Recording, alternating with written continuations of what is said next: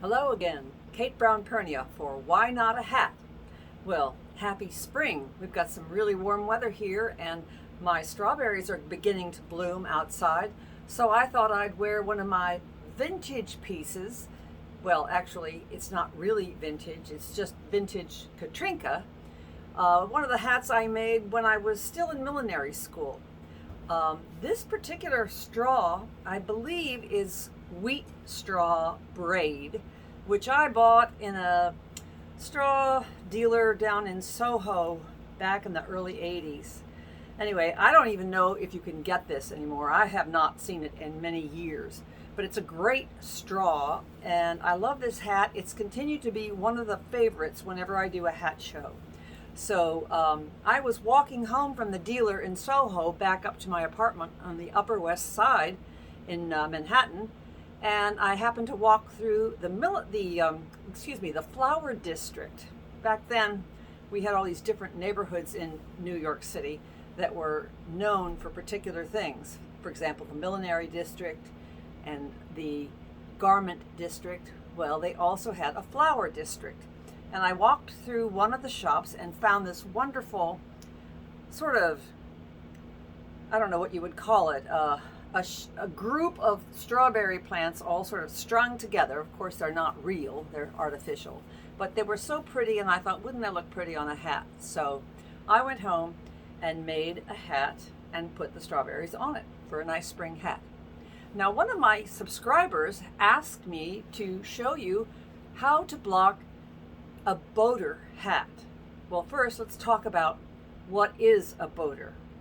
A boater is traditionally a straw hat that as far back as the 1700s sailors used to wear.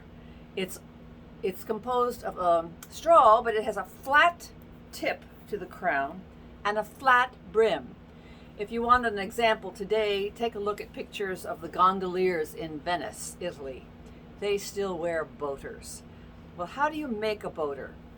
I have several different types that I can show you how to do it. This particular one, because of the type of straw braid, I couldn't make it big enough to block on a crown block big enough for my head. So I made it a percher, which means, as you know, a hat that perches on the forehead.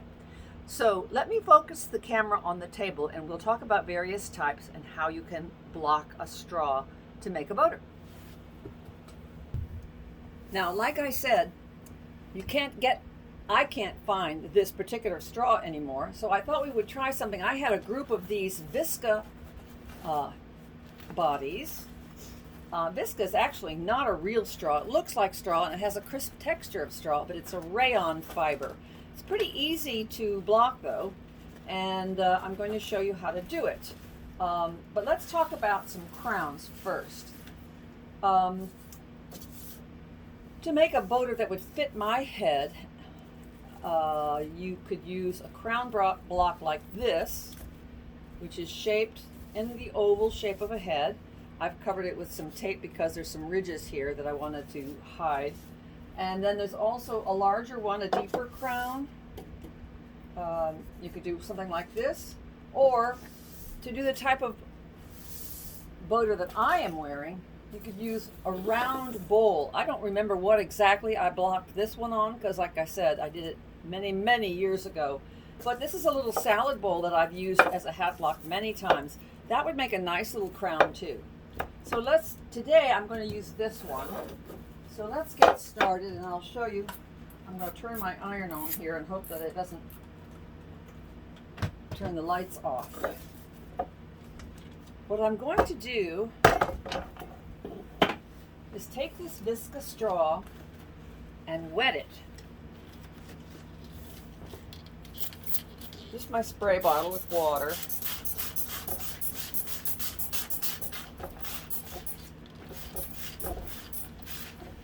There you go.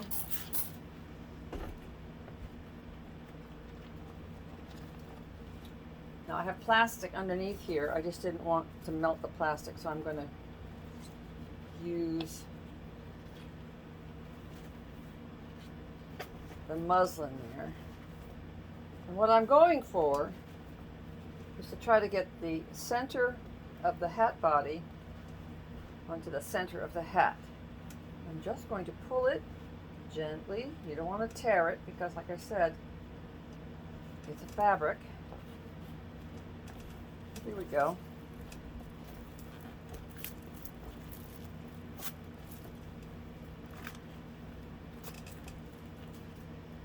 Nice. Worked out pretty well.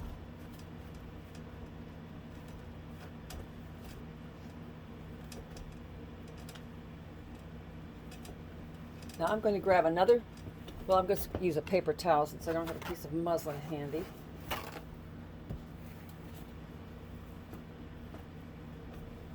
Hopefully my iron is hot enough.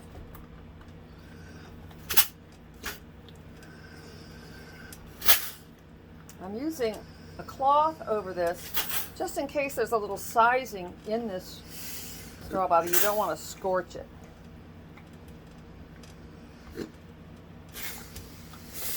Works nicely. And what you do is you use a piece of elastic or a cord to tie it at the bottom, or you could just pin it, which is what I'm going to do here, because I'm going to make the brim after the crown has dried.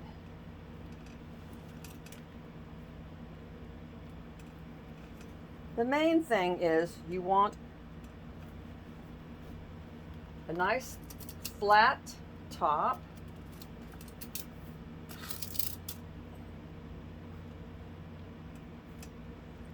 And you can stiffen it once it's dry with a little sizing. You see?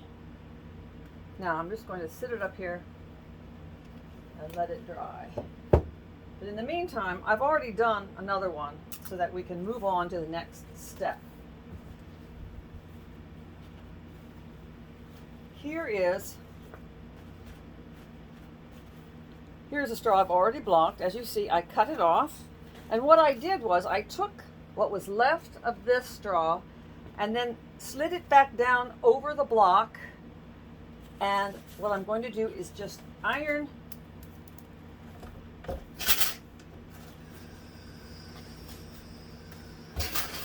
the straw. Now what I did was I stiffened it. Uh-oh. That was a mistake. I've never had that happen before. Let's see. I guess what I need to do is wet it and get the paper off. I should have used a piece of muslin instead of just get the paper off. Well, live and learn, right? Even the teacher goofs sometimes. What I've done is I've stiffened this with a mixture of PVA, fabric stiffener and draping liquid from Aleene's. I mixed it 50-50 with water, and I painted it on the straw after I blocked it. So, here we go.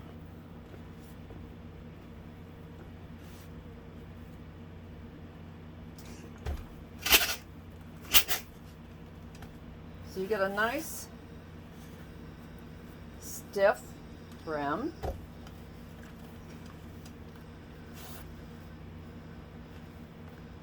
And depending on the kind of straw you decide to use, you may have to adjust how much stiffener you use. But this is basically how you block a boater.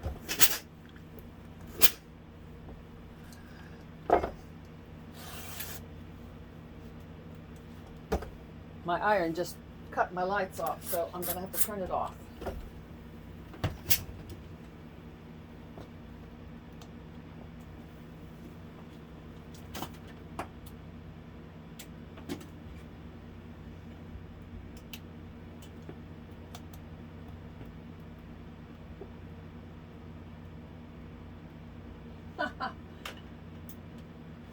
The perils of an ad hoc studio. But anyway, I've wet this, so I'm going to have to let this dry. But what you would do then is use your back stitch, stitch the crown to the brim and then trim it with a nice ribbon. And if you want, you can wire the edge, or if you have a nice stiff straw like the hat that I'm wearing, you don't even need to wire the outside edge. And that is how you block a boater.